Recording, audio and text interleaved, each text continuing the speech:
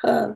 მე ნუ ჯერთ მიხარია რომ ხედავ ესა ეკრანთან და გულობ როგორც თანამოაზრეს და მიხარია ყოველთვის შენი დანახვა ინტერნეტში დიგიტალურად.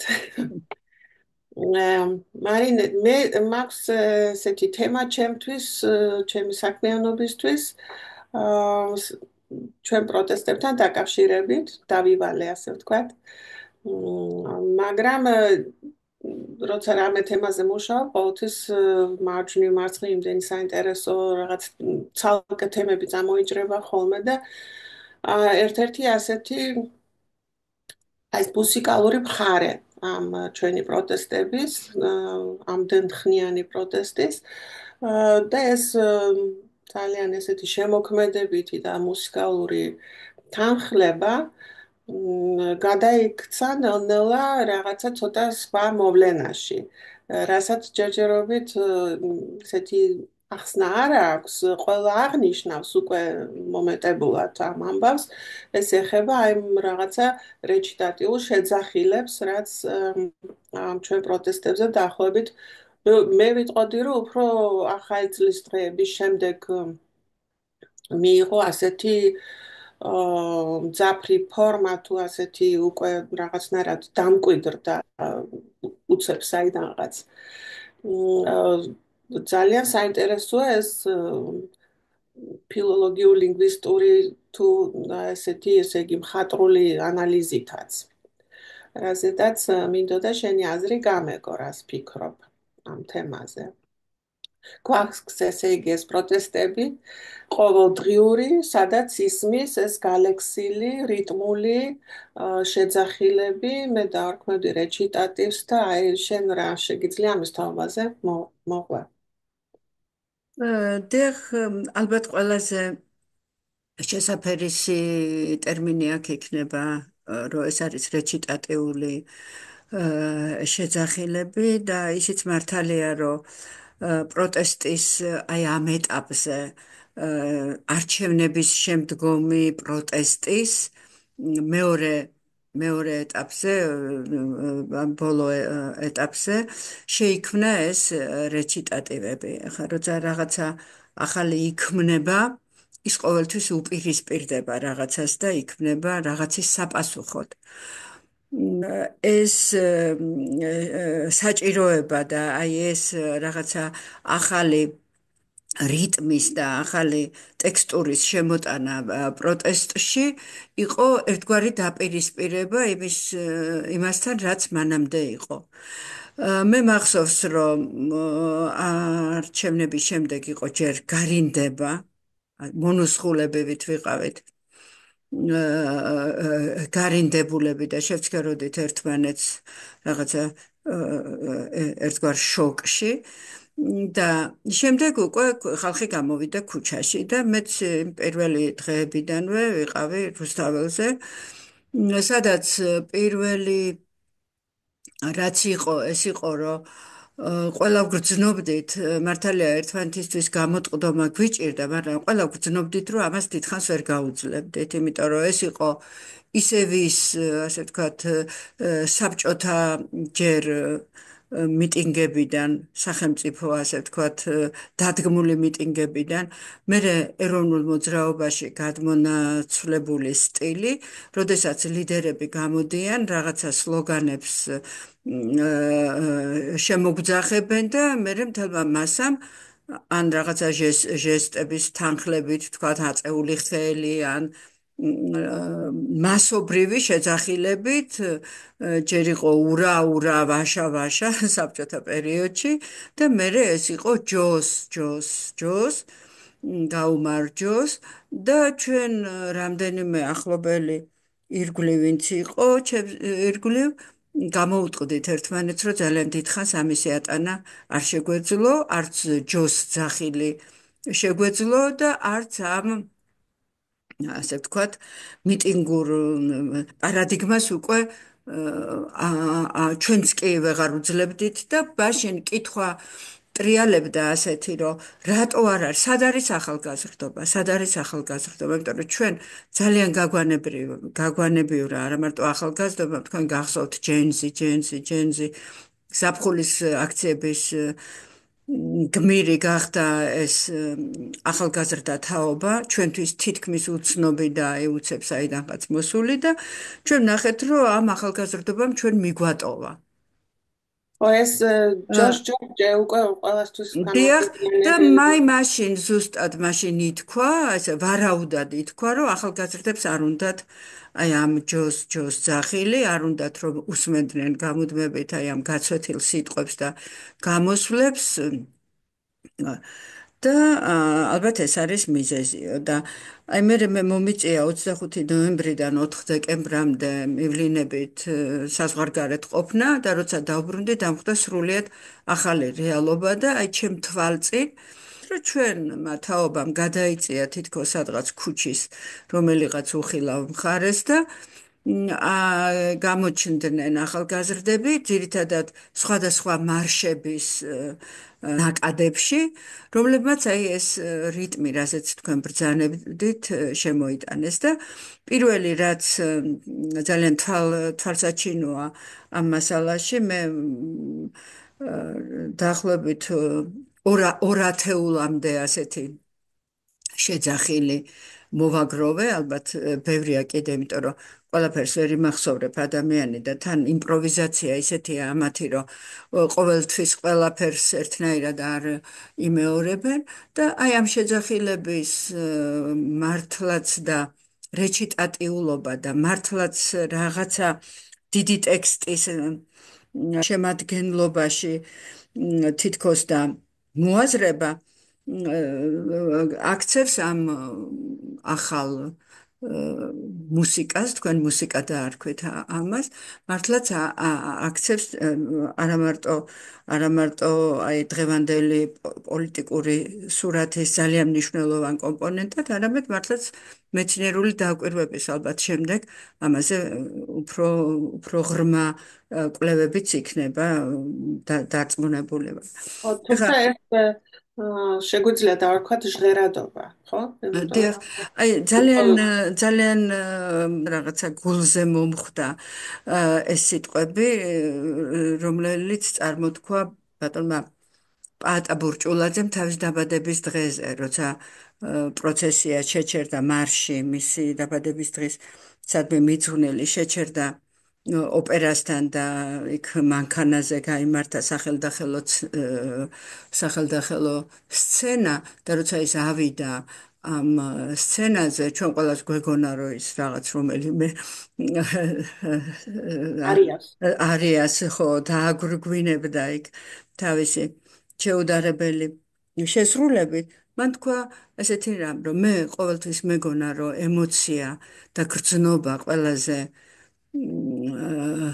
ეფექტურად ყველაზე ღრმად გადმოიცემა მუსიკის საშუალებით, მაგრამ აი აქ ამ აქციებზე მე დავწმუნდი, რომ ეს არის სიტყვა, რომელსაც აი ასეთი განსაკუთრებული ჟღერადობა შეიძლება შესძინოს სიტუაციამ და იმან, ვინც ამ სიტყვას წარმოთქვამს და აიყვანა სცენაზე ის გოგონა, რომელიც აი ყველაფერ ამისი ალბათ სიმბოლო დარჩება, ეს გახლავთ თაკო სოლისტი ხელაძე. გადაგამწყდეს პაატასთან დაკავშირებით პარალელი შეგვიძლია გავავლოთ ბეთჰოვენთან, რომლის ბოლო მეცხრე სიმფონია, რაც დღესდღეობით შილერის ტექსტით არის ევროგაერთიანების ჰიმნი. ზუსტად ასე მივიდა ეგეც ამ სიტყვამდე, იმიტომ რომ მან ჩათვალა, რომ იმ მომენტისათვის აღარ იყო საკმარისი აბსტრაქტული მუსიკა და მას აუცილებლად სიტყვა უნდა დახმარებოდა, რომ სათქმელი ყოფილიყო იმდენად პირდაპირ და იმდენად გარკვეული და ერთაზროვანი ყველასთვის, რომ იქ უკვე მას სიტყვა დასჭირდა და ეს ნოვატორობა იყო მუსიკაში, რომ მან სიმფონიაში გუნდი და სოლისტები შემოიყვანა, ესე იგი ფორმის გაფართოება მოხდა ძალიან მასშტაბური და თან რა სიტყვები შემოიყვანა, რასაც ჩვენთან ახლა ყოველდღე ვიმეორეთ, რომ გახდით ძმები, ხო? ეს შილერი. ალბათ ის არის მთავარი, რომ ზუსტად როცა აი ასეთი მაღალი ძაბვის ამბები ხდება, იქ ხდება უძლური ერთი რომელიმე მშვიდი და udrutwinveli, ასე ვთქვათ, რაღაცა ხელოვნების ერთ-ერთი ან გამოხატვის ერთ-ერთი საშუალება შეიძლება აი მაშინ ხდება უძლური, რომ ის ყველაფერი თქვას და ამ შემოქმედების მოდი დავარქვათ, ნუ შეგვეშინდება მართლა შემოქმედების თავისებურება ის გახლავთ, რომ სიტყვაც, მუსიკაც გაერთიანებულია ისე, რომ აი რაც თქვენ ბრძანეთ, რომ აღარ იყო საკმარისი მუსიკა იმისთვის, რომ ის გამოეთქვა და სიტყვაც ძალიან ხშირად არ არის საკმარისი იმისთვის, რომ გამოითქვას ის, რაც სათქმელია. იმიტომ რომ არ არის ამისი ათასგვერდიან ტექსტებს ვერ წაიკითხავენ ადამიანები. მთავარი ამ შემოქმედების მთავარი თავისებურება ის გაახლავთ, რომ გარდა იმისა, ვინც ამ სიტყვებს წარმოთქვამს, ვინც ამ მუსიკას ასრულებს, თავარი ერთ-ერთი შემსრულებელი ხდება ხალხი, ვინც ამაში მონაწილეობს და ეს არის კოლექტიური მეხსიერების, იმწამის ოღონდაც მეხსიერების გამუდმებული ამოფრქვევა და როცა თქვათ შენ გეუბნებიან ყველგან პოლიცია და თვითონ კი არ გთხოვენ რომ თქვა რომ აღარ იყოს ეს პოლიცია ან ძირს პოლიცია ან თქვათ იმ ძველი პარადიგმებით არამედ შენ ახალ სიტყვას უმატებ არსად სამართალი და ყოველ დღე ეს სლოგანი თუ აი ეს ფრაზა ახალი შინაარსის შემცველი ხდება, იმიტომ რომ იმ დღეს პოლიციას ახალი დანაშაული აქვს ჩადენილი, ახალი სირცხვილი აქვს თავზე დაყრილი და შენ ამას იმეორებ ერთსა და იმავე სიტყვებს, მაგრამ ახალ ამბავს ყვები, იმიტომ რომ ყველანი ამ ახალი ამბის მონაწილეები ხართ და გუშინ მაგალითად ერთი გოგონა არის, ქეთი აბულაძე, ნუ როგორც ჩანს, გუშინ დაწერა ესეც ერთ-ერთი ისე დგება ზამთრის დასასრული, მოდის ხალხის გაზაფხული. ესეც ასეთივე რაღაცა კი, სხვათა შორის მე არ შევსწრები ვარ, აი ახლა ზუსტად ამაზე მინდოდა მეთქვა. რომ რასაკვირველია ამ ფრაზებს და იქ ვინც იმ პატარა ვიწრო წრეში არის, ალბათ ახსოვთ კიდევაც და შეიძლება მე აღდგეს ყველა ფრაზის წინ რაღაცა გვარი და სახელი, მაგრამ ჩვენთვის უკვე ვინც ამის საშემსრულებლო მაშინ ვართ ჯგუფში ანუ ხალხისთვის ეს არის უკვე ნამდვილი ხალხური შემოქმედების ნაწილი და მე მითხრეს ფოლკლორი. მე მითხრეს, რომ აი შესწრებიან ისეთ სურათებს, როცა ხალხი მიდის ამ ბავშვებთან და ეუბნება, რომ აი კიდე ეს შეგიძლიათ, რომ თქვათ, რიტმი ამ მუსიკისა ძალიან გავს საბავშვო თამაშების, საბავშვო გათვლების რიტმს, ან აი ეროვნული რაღაცა ისეთი კოლექტიური ძველი რიტუალების შემორჩენილ რიტმს.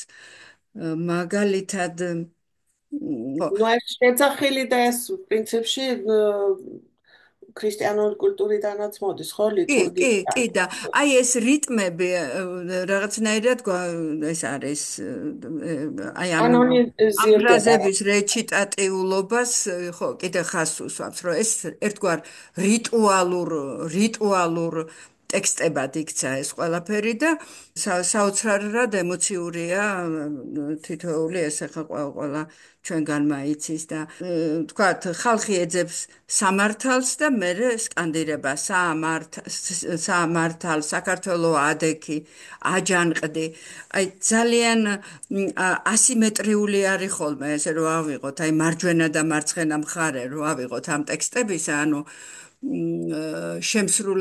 საშემსრულებლო აკომპანიმენტივით გამოდის რომ არის ერთი წამყვანი თითქოს მას მოყვება ქორო და ხალხი არის მერე უკვე აი ამისი ყველაფრის გამხმოვანებელი და საინტერესო ის არის ხოლმე რომ ხალხი როდესაც ანუ ბევრი დიდი რაოდენობით ადამიანი იმეორებს იქაც იწყება იმპროვიზაცია და ზოგჯერ შეიძლება ვთქვათ ეს შეძახილები იყოს განსხვავებული იმისგან რაც გუშინ იყო ან გუშინს ყველაზე მიიმზიდველი რაც არის ამაში ის გახლავთ რომ აქ არ არის ძალადობისკენ მოწოდება აქ არ არის აი რაღაც ისეთი საბჭოთა ლოზუნგები რო გავიხსენოთ რომ აი სიკვდილი ვთქვათ ხალხის მტრებს ან ძირს ყველაზე ისეთი ფრაზაც რომელიც ბოლოს კი არა გამარჯვება და ნახვამდის ლამის ჩაანაცვლა ამ ფრაზამ ეს გახლავთ ცეცხლი ოლიგარქი. ცეცხლი ოლიგარქიას ესეც მე არ ვიცი ის როგორი იქნება სხვა ენაზე თარგმანში, იმიტომ რომ იმ თარგმანმა უნდა დაიტიოს ის, რომ ჯერ ერთი ეს გამოთქმა იშვა ქუთაისში. იუმორის და რა ვიცი, არაერთ აზროვნების დედაქალაქში. ის თოჯინა რომ დაწეს. ხო, მე ეს ცეცხლი, როცა ვიღაცას თითქოს დაწყევლი, ყოველთვის ზოგჯერ გამოიყენება ხოლმე პირიქით, აი რაღაცა ძალიან ისეთი ოფერებას ახდენს. ნაზი ურთიერთობის გამოსახატავად და ეს არ ნიშნავს ეს გამოთქმა, რომ ცეცხლი წაუკიდეთ ვიღაცას, ან ცეცხლი წაუკიდოთ ვიღაცას, ნამდვილად. ასე შემდეგ. ეს გამოთქმა არის, არც მოწოდება არ არის ეს გამოცდა და გამოთქმა და აი ძალიან გავს ჭიაკოკონობის არული კუდიანებს როა. კი, არული მე პირდაპირ სულ ხო, ჯეკოპოდი ხო, დიახ, დასახელება. ჩვენ რო ვისაუბრეთ, მე დავფიქრდი, რომ ეს ნამდვილად გავს არული კუდიანებს, აი ასეთ შეძახილს, რომელიც უფრო შეფასებითია და ამბობს, რომ ცეცხლი ეკუთვნის ოლიგარქიას.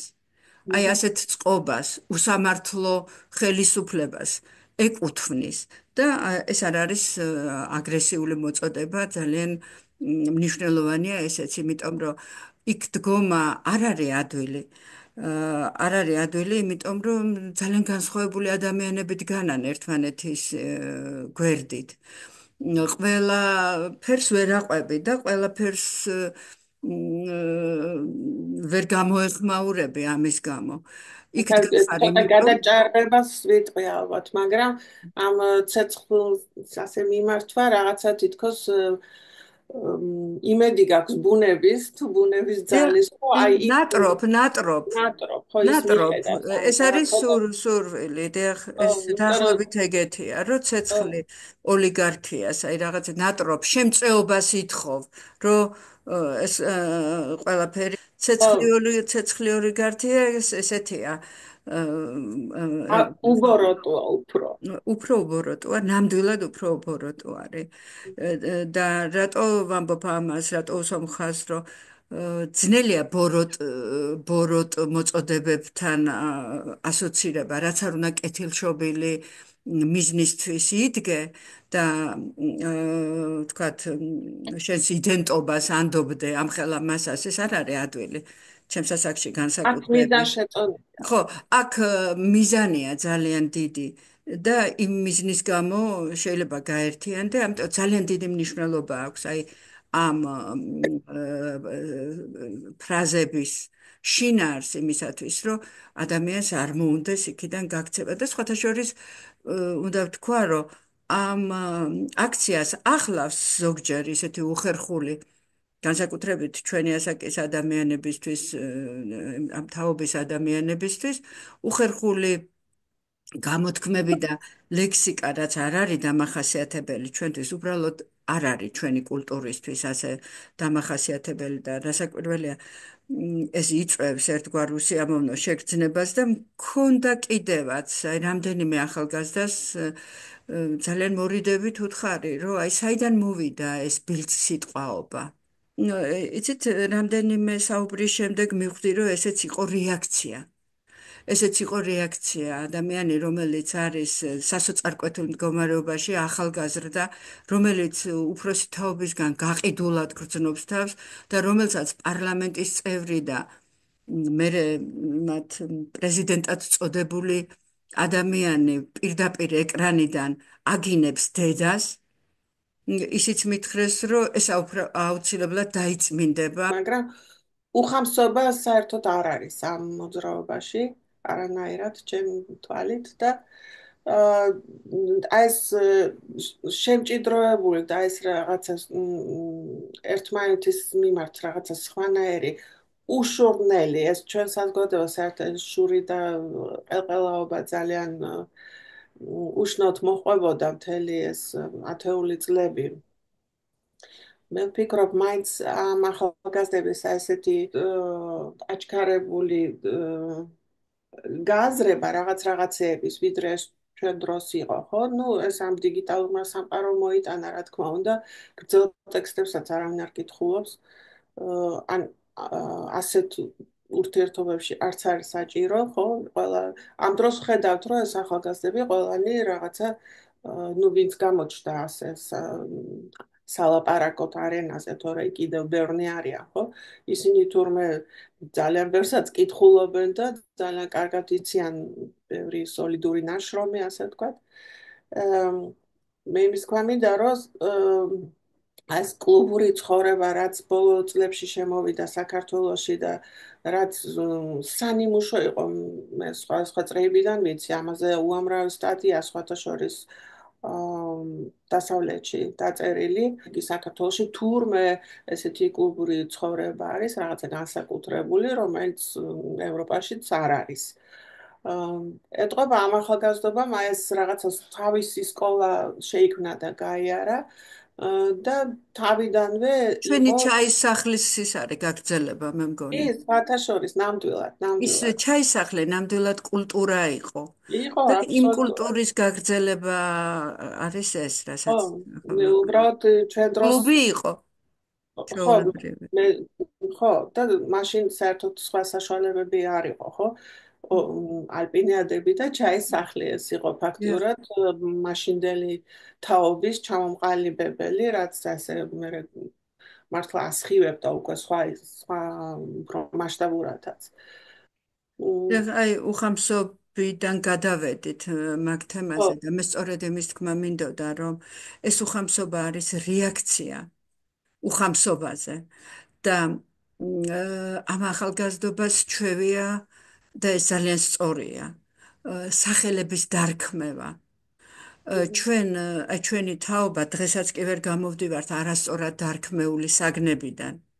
სრულიად გეთახმები. ხო, ამიტომ მე ვფიქრობ, რომ მოთმინებით და აი მოლოდინით უნდა შევხედოთ ამასაც, რომ ეს დაიწმინდება ამერე პატას იმ გამონათქვამს დაუბრუნდები ისევ და აი მუსიკის ძალისა და სიტყვის ძალის შემდეგ მე ვიგრძენი რას ნიშნავს საერთოდ დუმილის ძალა, როდესაც ადგენენ ეს ბავშვები და სრული მდუმარებით აი სუნთქვა არ ისმოდა ისე იარეს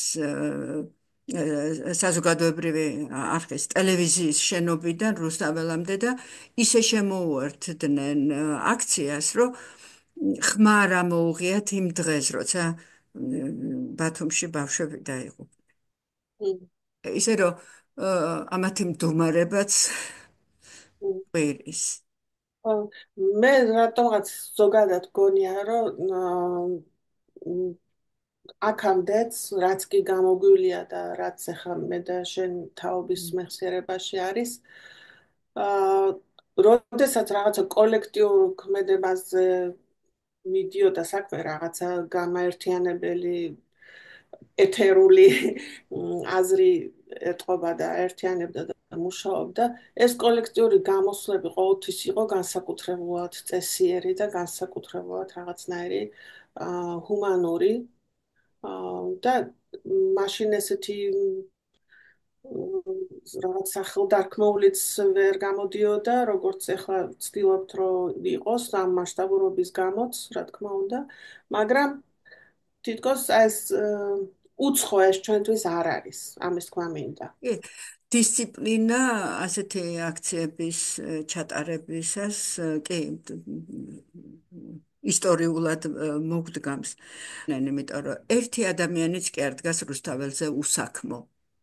უსაქმური კი არა, უსაქმო.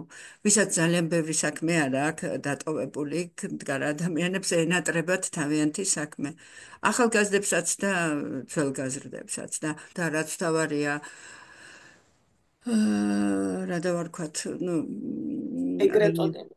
დიახ, ეგრეთ წოდებულმა ხელისუფლებამ იცოდეს, რომ ეს პროტესტი არ შეჩერდება, რომ არ იღლება ეს ხალხი, რომ არ ეშინია ამ ხალხს და რომ გადაამრავლოს იქ მისული ერთი კაცი დაახლოებით 20-ზე, 30-ზე, ამისი შეგრძნება კონდეს. აი, ამ თვითორგანიზების ეს მექანიზმი მუშაობს დღეს რუსთაველზე. ფიქრობ თუ არა, რომ მოვა იმის დრო, როგორც შენ სპეციალისტი და ლინგვისტი ამ დარგში, ხარი ეს ახალი ფოლკლორი რაც გვაქვს, ამას რაღაცა მეცნიერების ყურადღებაც ხო, იცით რა, ღირსი ეს არ არის. არის ძალიან დიდი მასალა იმისთვის, რომ ვთქვათ, რაღაცა ინსტიტუტი დაჭირდეს ამის კვლევას, მაგრამ მე ვფიქრობ, რომ რაღაც ინტერდისციპლინური მიდგომით, ხო, ინტერდისციპლინური ხო, მაგას პამატო. ფოლკლორისტებმა, მუსიკოსებმა, სოციოლოგებმა,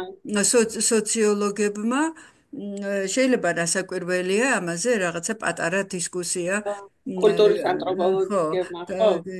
გამართონ, იმიტომ რომ ეს მუსიკა გუშინ სხვათა შორის ჩემი მეუღლე ამბობდა, რომ ალბათ სიცოცხლის ბოლომდე ჩემს ყურებში იქნება ეს ხო. მუსიკა. მე ყველა ქართველი მეწოდება, რომელმაც გადაწყვიტა, რომ დახუჭოს თვალი და დაიხშოს ყური და გული და ეს არ მოისმინოს. აი ერთ ზუსტად ეს ამბავს, ერთი ამბავს თუ მოვასწრებთ, მინდა მოგიყვე მარიკა.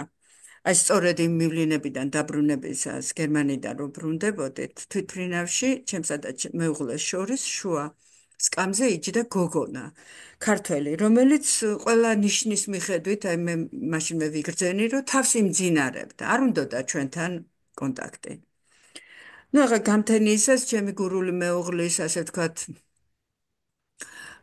ექსტრავერტულმა ხასიათმა გაჭრა და რაღაცა რამდენიმე სიტყვა გაცვალეს და მე ნუ შემდეგი ფრაზები იყო რომ აი ხა რა დაგხვდება ქვეყანაში რომ ჩავალთ და რა იქნება და აი რომ იგრძნო ამ ბავშვმა რომ ჩვენ მის მხარეს ვიყავით აი გვერდზე გამოვხედე და ვნახე რომ ცრემლები ჩამოსდიოდა ლოყაზე და ვიგრძენი რომ თაობამ ჩათვალა რომ გავყიდეთ დაახლოებით ალბათ ასეთი იქნებოდა ეხლაც მეტირება სულხან-საბა ორბელიანმა რომ გაყიდული ბავშვი ნახა თურქეთში ქართველი და აი მაშინ ვიგრძენი რომ სანამ ცოცხალი ვარ ამ ბავშვების გვერდით უნდა ვიყო თუ ჩვენი თაობა ცოტა ერთი წუთი დაგჭა. ხო, ეს ჩვენი რაღაცა პირველი მცდელობა არის, რომ შევაფასოთ ეს ამ კუთხით, ხო, ეს რაღაცა სიტყვიერი ფორმულ კოდები, რაც ახალი ეგზისტენციალური კოდებია ამ წუთას ჩვენთვის, ხო? რაც ხშირად გავიმეორებთ და გლავს და ესეც რაღაცა ეთყობა ინტუიტიურად მოდის და თითქოს რაღაცა ყველანაირ ბუნების ძალებს მიმართავთ ამ ჩემი შეფასებით ამას ყველაფერს მართლაც რაღაცა მითოლოგიური მასშტაბები აქვს აი სიბნელეს რის წინააღმდეგაც ვართ და იმ იმედი დავიტოვოთ, რომ საქართველოს მოსახლეობის რაღაცა ნაწილი ამ მართლა გულიდან ამოსულ შეძახილს აი ამ რაღაცა კოდებს თავის სულშიც შეუშვებს. დიახ, აი დავამთავროთ მაღალხარდაუნად ერთ-ერთი მათი სლოგანით, მათი ფრაზით. სიმართლისთვის ბოლომდე, ბოლომდე. დიდი მადლობა, მადლობთ, მადლობთ, მარიკა, კარგად. კარგად, დაგვაჯობებით. ჩავწერ ამას და გამოგიგზავნე. ძალიან კაი. ხო, იმეილს დაგიწერ და ალბათ იმაზე ჯობია კი, რომ. დიახ. ხო?